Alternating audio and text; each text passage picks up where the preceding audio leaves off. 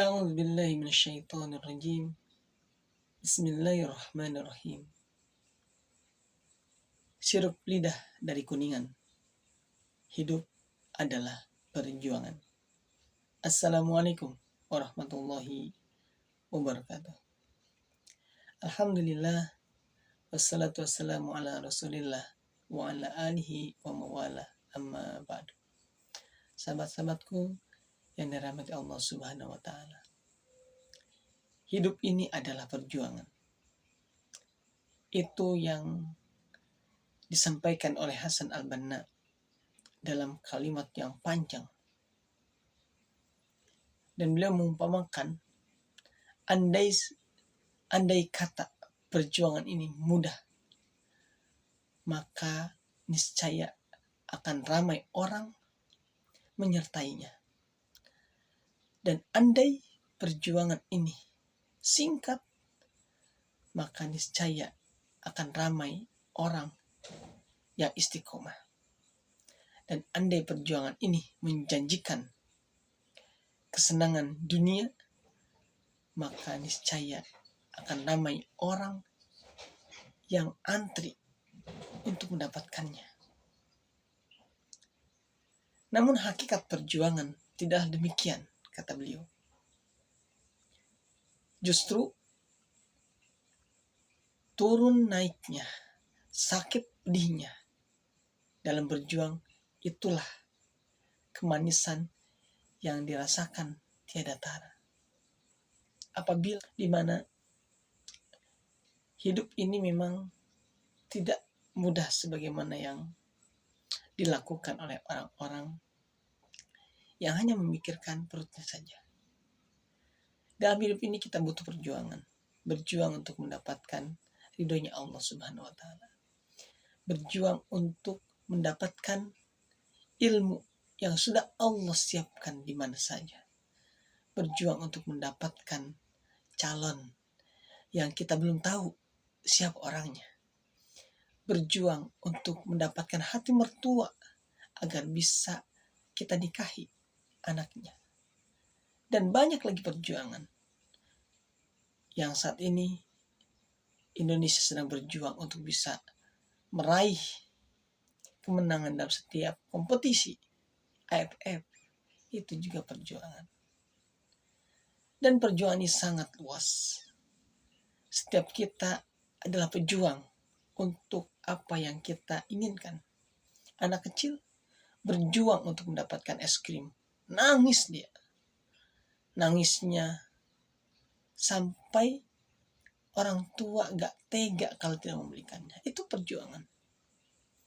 Atau perjuangan seorang ayah, banting tulang siang dan malam hanya untuk mendapatkan uang agar bisa dapurnya mengebul, kalau orang Sunda bilang, supaya dapurnya ada suara masakan untuk keluarga. Begitu pula dengan ibu berjuang. Dari semenjak Allah titipkan dalam rahimnya diri kita, seorang anak yang kelak setelah 9 tahun dia akan berusaha untuk keluar dari perut itu, perjuangannya luar biasa. Laki-laki gak bisa ngebayangin, cuman bisa berasumsi, dan itu jauh dari apa yang dirasakan oleh seorang ibu. Makanya sangat wajar sekali ketika sahabat bertanya kepada Rasulullah, "Ya Rasul, siapakah gerangan yang harus saya berbuat baik? Apakah ibu ataukah ayah?" Kata Rasul apa? Ibumu. Lalu siapa? Rasul jawab lagi, ibumu. Sampai 3 kali. Lalu siapa? Masih jawab ibumu. Baru setelah itu dijawab bapakmu. Level seorang ibu dibanding bapak, menurut syariat di atas bapak. Tapi surga seorang ibu ada di bawah telapak kaki bapak. Semuanya memiliki peran penting. Tapi jika kita mengacu kepada apa yang disampaikan Rasulullah, maka seorang ibu itu adalah lebih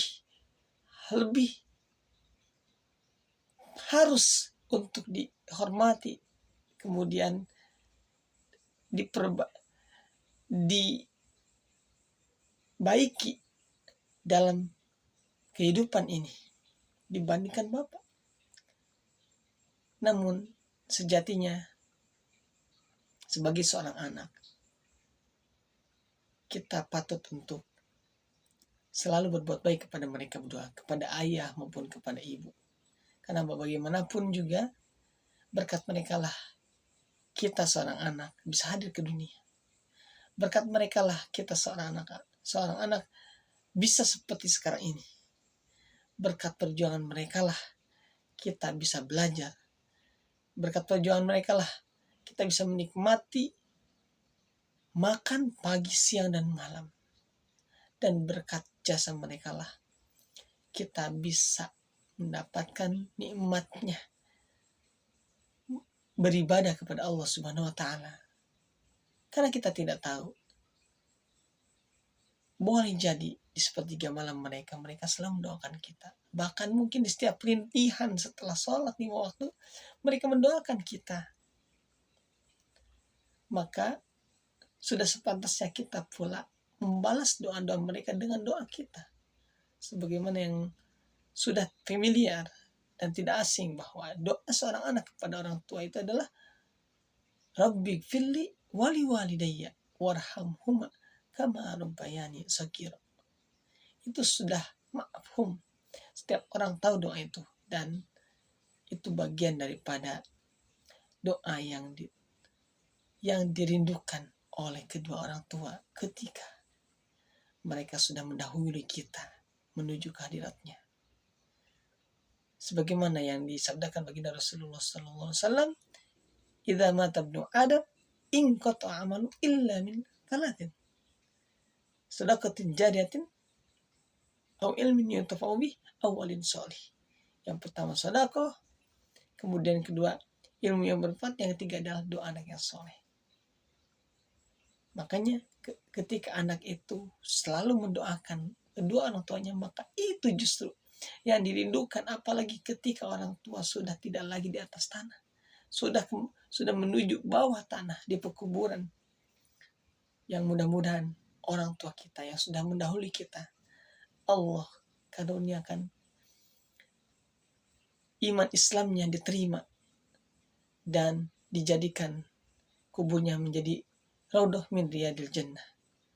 Dan juga kedua orang tua kita yang masih hidup, semoga kita Allah berikan kemampuan untuk bisa membahagiakan mereka, setidaknya membalas perjuangan mereka, menghadirkan kesenyum kepada mereka, membantu mereka dalam setiap apa yang mereka usahakan.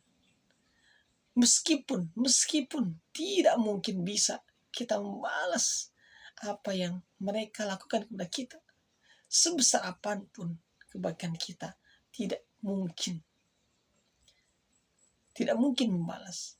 Karena seperti itulah hakikatnya, yang mana ridho Allah letakkan di atas ridho mereka. Jika mereka ridho, Allah pun ridho. Jika mereka benci, Allah pun benci. Maka para sahabatku yang budiman, yuk kita selalu perbaiki hubungan kita dengan kedua orang tua kita, dengan ibu kita, ayah kita. Bantu mereka selagi kita mampu.